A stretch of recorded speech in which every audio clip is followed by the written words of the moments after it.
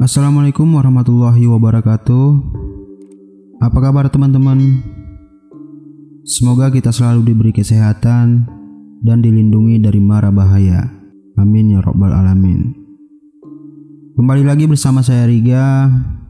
Kali ini saya akan melanjutkan kisah horor episode ketiga yang berjudul Penjaga Makam.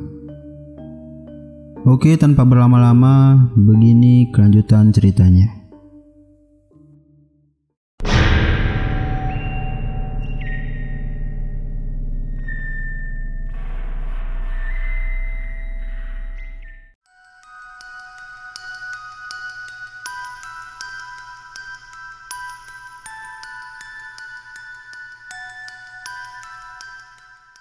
Ketika ingin masuk ke tenda, seperti ada yang sedang mendekati mereka.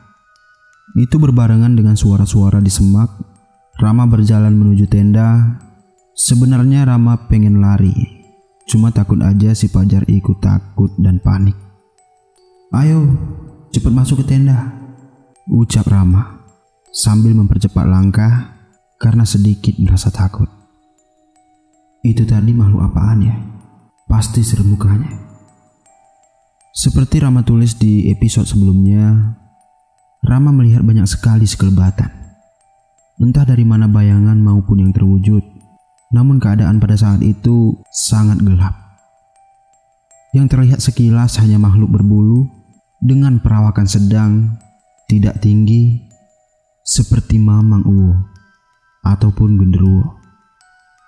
Karena jenis makhluk maupun sosok-sosok yang berada di dataran tinggi ataupun di pegunungan itu sangat berbeda dengan makhluk yang berada di perkotaan, yang pastinya lebih seram, menakutkan dan galak di dataran tinggi. Lalu Rama menyuruh Fajar mengambil sebuah benda yang menurut Rama aman untuk digunakan pada saat itu. "Woi, bangun, dah pagi nih. Gua mau lihat air terjun sekarang," ucap Abdul pada saat itu. "Ram, Jar, buruan bangun. Gua mau buat makan dulu, terus nanti kita ke air terjun." Terdengar di telinga sosok bayi gorila membangun Rama dan Fajar. "Jar, bangun Jar. Bangun Jar. Kita sarapan dulu." Abdul memaksa temannya bangun. Pagi yang sedikit mendung, namun mereka menghirup udara yang sangat segar dan diselimuti embun pagi yang sejuk.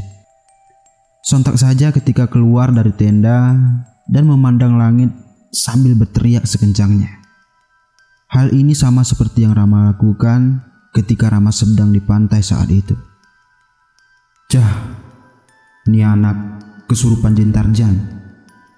Jangan berisik lu, ntar disamperin jin," ucap Abdul. "Enggak apa-apa Dul, kan menikmati udara pagi yang sejuk. Kapan lagi kita bisa menikmati udara seperti ini?"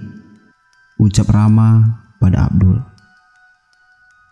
"Iya juga sih, tapi kan gak pakai teriak juga taplak," ucap Abdul pada Rama. "Tuh, dengar kan Dul? Ada yang teriak juga. Dasar taplak, ngelesnya bisaan aja. Ya udah buruan sarapan. Terus nanti kita langsung ke air terjun, sekalian mandi di sana." Usai sarapan, lalu mereka menuju ke tempat air terjun dan melihat-lihat di sekitarnya sambil mandi di sana. "Lu berdua lelet amat. Buruan jalannya. Gak sabar mau lihat air terjunnya," ucap Abdul kala itu. "Ya sabar Dul. Badan gua menggigil dingin banget di sini. Kalau lu kan enak kulitnya tebal." "Berapa lapis Ram?" tanya Fajar. "Ratusan Jar. Sekate-kate aja kalau ngomong lu pada. Mau lu gua tenggelamin di air terjun." Ciri khas Abdul ketika sedang diejek oleh Fajar dan Rama. Jika berbicara, mulutnya dimiring-miringin, matanya sambil melirik. Saat tiba di air terjun, Abdul langsung membuka bajunya kemudian mandi. Sedangkan Rama dan Fajar hanya melihat Kudanil berenang bebas di sana. "Ram, lu gak mandi?" tanya Fajar. "Enggak ah, dingin banget. Lagian masih pagi juga udah ke air terjun. Gua mandi agak siang aja. Biar kena matahari jadi enggak terlalu dingin nantinya.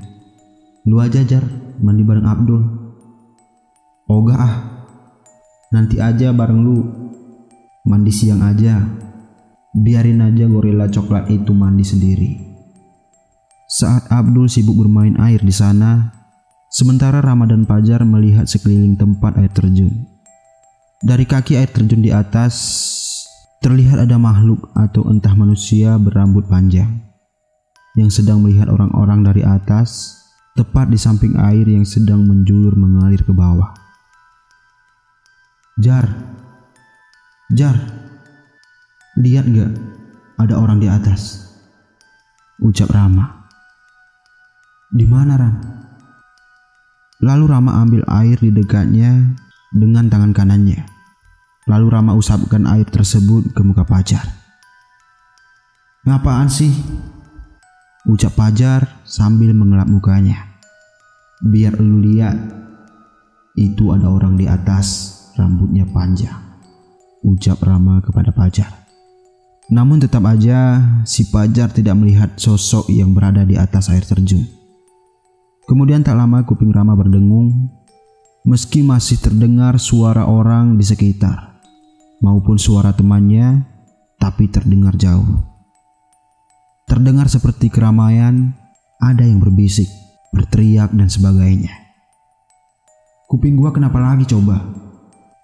ucap Rama dengan kebingungan. Mencoba untuk mengembalikan seperti semula pendengaran Rama dengan segala cara. Kalau dibilang budak atau tuli, sementara sih enggak. Karena Rama masih mendengar jelas dari semua perkataan, entah teman maupun orang lain. Cuma terdengar jauh. Enggak beres nih," ucap Rama. "Jar, Dul, kita balik ke tenda." Rama menyuruh mereka untuk lekas kembali ke camp mereka tadi, sambil memberitahu ke mereka soal pendengaran yang Rama alami pada saat di tenda. Ceng corang, lu apain anak orang?" ucap Abdul. "Berisik lu gentong, gua lagi benerin kuping Rama," sambil meniup-niup telinga. "Lah, dikira mobil kali dibenerin. Kasih minyak angin aja, ntar juga normal lagi. Ingat, minyak angin, bukan minyak rem." Namun hal tersebut tidak membuahkan hasil. Kuping Rama malah panas terkena minyak angin, sementara daya pendengaran Rama masih sama seperti tadi.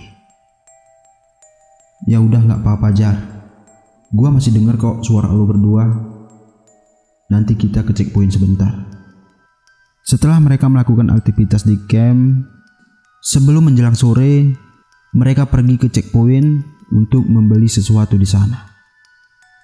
"Ayo balik ke tenda lagi. Kita belum nyiapin perapian untuk masak nanti." Dan di malam kedualah detik-detik menegangkan, menakutkan, dan sebagainya Rama alami. Saat mereka menuju tenda, para makhluk tak kasat mata sedang mengikuti gerak-gerik mereka bertiga.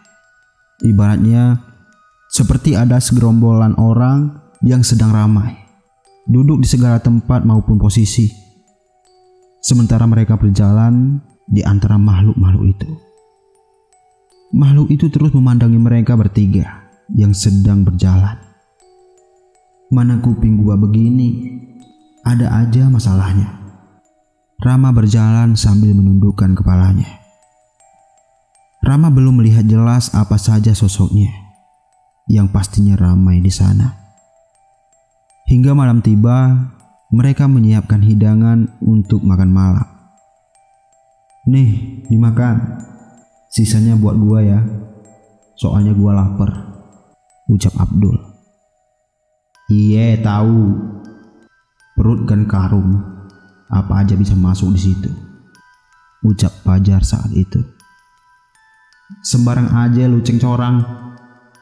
Taplak, bukannya diambil malah diem aja. Buruan nih, keburu dingin makanan lu. Iya Dul, ucap Fajar.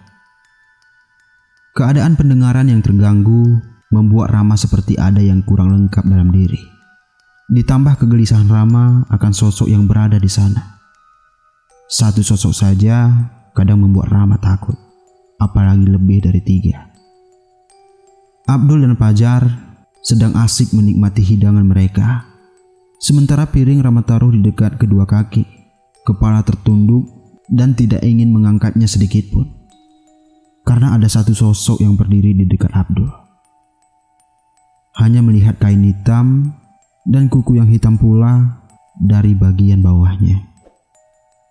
Lalu